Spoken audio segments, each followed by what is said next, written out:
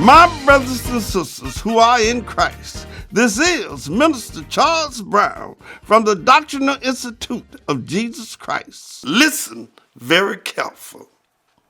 The title of this editorial is, It's a Damn Shame. On November 14, 2015, at 9 p.m., we were given the opportunity to hear the presidential Democratic debate. Moderators tried to focus this debate on the security of this nation because of the attack on Paris, France by jihadists and radical Islam. The candidates in this debate appeared to scrub off the conversation of the security of this nation to talk about the economy of this nation. I was perplexed.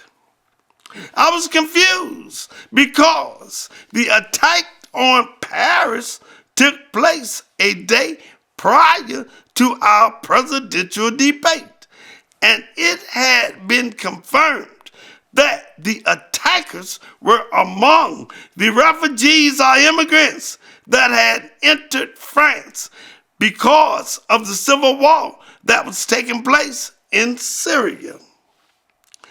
A week earlier, President Barack Obama suggested to the American people that he would support legislation that would allow approximately 65,000 refugees from Syria to enter America.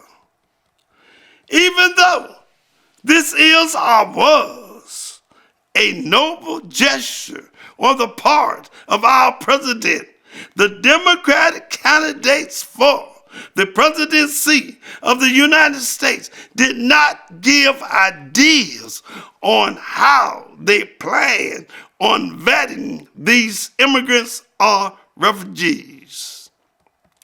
Not only is this appalling, but the candidates who was running for the presidential Democratic nomination refused to convey their ideas on how we should vet these immigrants, thereby leaving the American people weary of our immigration policy.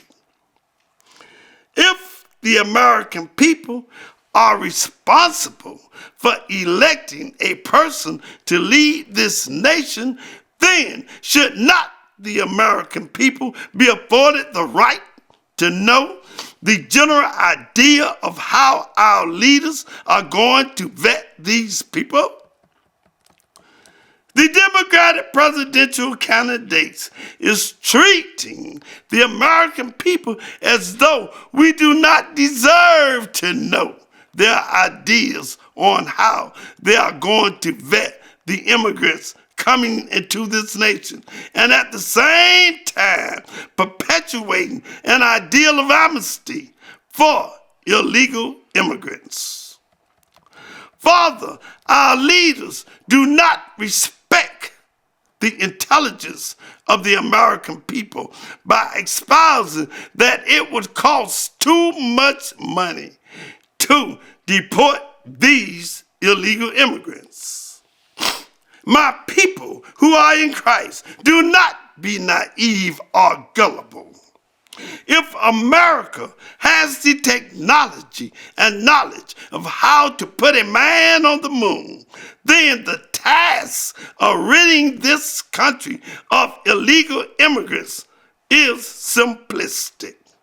The morality of this action is supported by Jesus Christ in Exodus 12th chapter, 48th through 49th verses, Numbers 9th chapter, 14th verse, 15th chapter, 15th and 16th verses.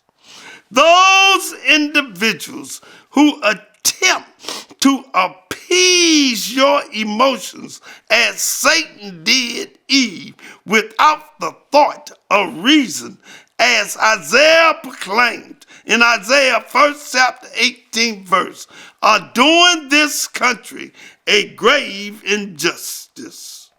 My brothers and sisters who follow the unadulterated word of Jesus Christ must learn how to apply scriptures to the problems we have today. Remember, scriptures say that the government was on the shoulders of Jesus Christ. Do you really know what that statement means? All the problems of the governments rest on the shoulders of Jesus Christ and must be resolved by the word of Jesus Christ. In other words, all moral problems we face today have already been answered.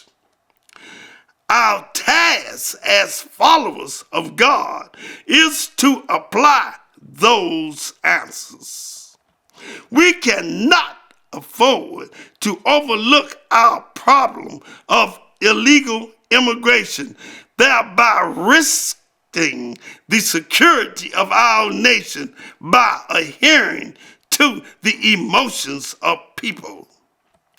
Refugees and immigrants in the Bible are looked upon as being strangers in a foreign land and is mandated to convert to the law of the land which they are in.